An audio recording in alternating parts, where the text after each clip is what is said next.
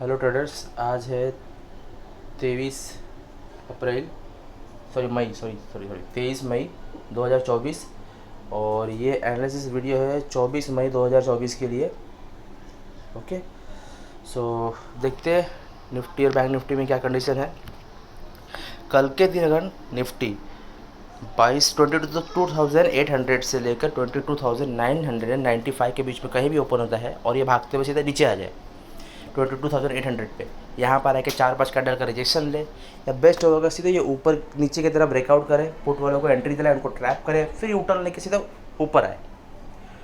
तो 22,800 पे मैं एक अच्छे से पॉजिटिव कैंडलस्टिक पैटर्न पे मैं कॉल बाय करूँगा और मेरा फर्स्ट टारगेट होगा 22,900, सेकेंड टारगेट होगा 22,995 का।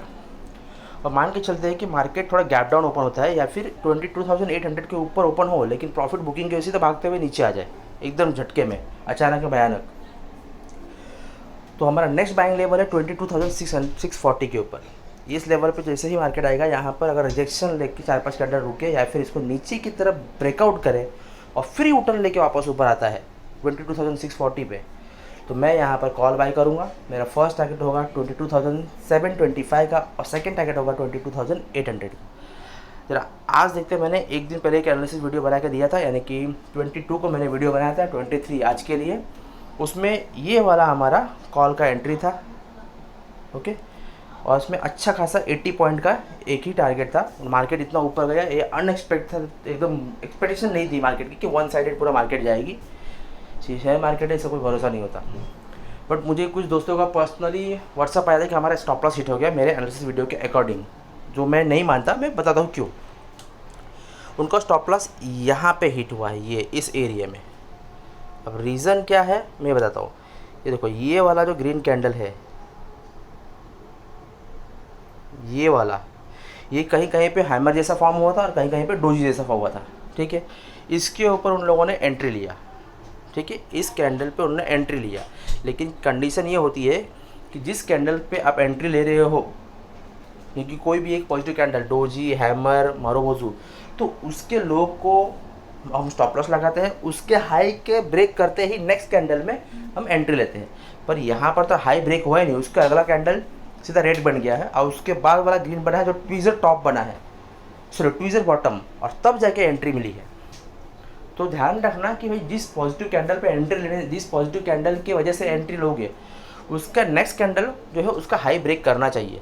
ऐसे नहीं कि हैमर बन गया, डोजी बन गया, कूद गए, उसका हाई ब्रेक ही नहीं हो रहा है, नीचे जा रहा है और कॉल में ले रहा हूँ, तो ये गलत है। कैंडल, नेक्स्ट कैंडल का क्लोजिंग होने दो, फिर उसका स्टॉप लॉस लगाने के लिए हमको ईजी पड़ता है। स्टॉप लॉस छोटा से छोटा होना चाहिए ताकि लॉस कम से कम हो, अगर गलती से स्टॉप लॉस हिट होता है तो। ठीक है, इसी में एक पुट का ट्रेड भी है, वो भी देख लेते हैं।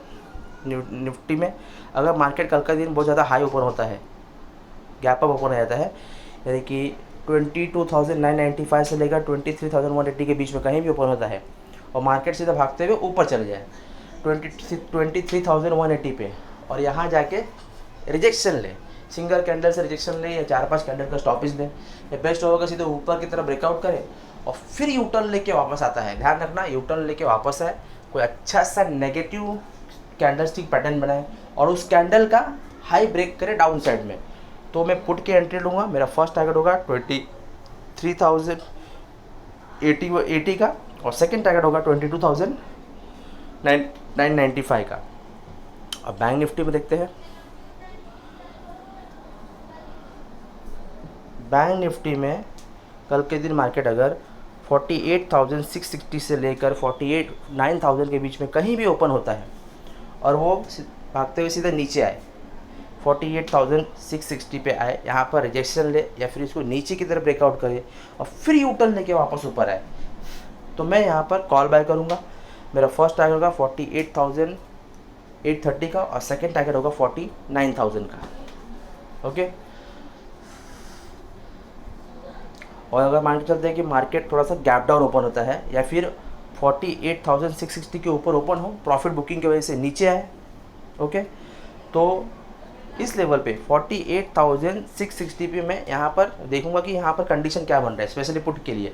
अगर यहाँ पर 4-5 कैंडल का रिजेक्शन ले रहा है और नीचे की तरफ ब्रेकआउट देता है 48,660 पे और अच्छा सा कोई नेगेटिव कैंडलस्टिक फॉर्म होता है और उसके लो को उसके कैंडल को हाई को डाउन साइड में ब्रेक करता है, तो मैं पुट की पोजीशन बनाऊंगा। मेरा फर्स्ट टारगेट होगा 48,460 का और सेकंड टारगेट होगा 48,260 का। और ये मान के चलो किसी तो प्रॉफिट बुकिंग की वजह से नीचे भाग के आ जाए या गैप डाउन ओपन हुआ, मार्केट ऊपर ना जाके नीचे आए 48,260 पे आ जाए, यहाँ पे 4-5 कैंडल का स्टॉपेज ले, यानी कि थोड़ा सा कंसोलेशन हो, या फिर नीचे की तरफ ब्रेकआउट करे और फिर यू टर्न लेके वापस ऊपर आता है, तो 48,260 में मैं कॉल की एंट्री लूँगा। मेरा फर्स्ट टारगेट होगा 48,460 का और मेरा सेकंड टारगेट होगा 48,660 का। मार्केट में थोड़ा फ्लेक्सिबिलिटी के हिसाब से ये हमको स्टॉप लॉस थोड़ा बड़ा रखना पड़ेगा, क्योंकि आजकल 5-10 पॉइंट का स्टॉप लॉस आराम से हिट हो जाता है। कल सेंसेक्स की एक्सपायरी है, तो जरा वो भी देख लेते हैं। सॉरी, कल अगर सेंसेक्स 74,880 से लेकर 75,500 के बीच में कहीं भी ओपन होता है और मार्केट सीधा भागते हुए नीचे आ जाए 74,880 पे, यहाँ पर 4-5 कैंडल का रिजेक्शन ले या फिर नीचे की तरफ ब्रेकआउट करे और फिर यू टर्न लेके वापस ऊपर आए, तो 74,880 पे मैं कॉल की एंट्री लूँगा। 75,180 मेरा फर्स्ट टारगेट होगा और 75,500 मेरा सेकंड टारगेट होगा।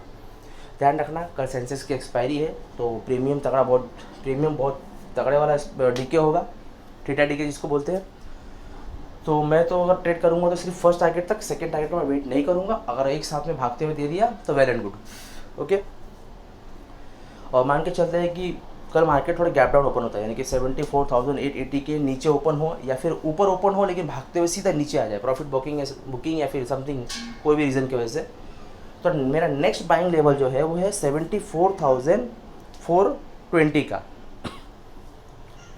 74,500 एक मेन लेवल है, लेकिन इसको नीचे की तरफ ब्रेकआउट तो देगा ही देगा 100% अगर नीचे आता है तो मेरा नेक्स्ट बाइंग लेवल रहेगा 74,420 का। यहाँ पर आके 4-5 कैंडल का रिजेक्शन ले या फिर बेस्ट होगा कि नीचे की तरफ ब्रेकआउट करे और फिर ये यूटर्न लेके वापस ऊपर आए, तो मेरा मैं कॉल की एंट्री लूँगा। मेरा फर्स्ट टारगेट होगा 74,640 और सेकंड टारगेट होगा 74,880 का।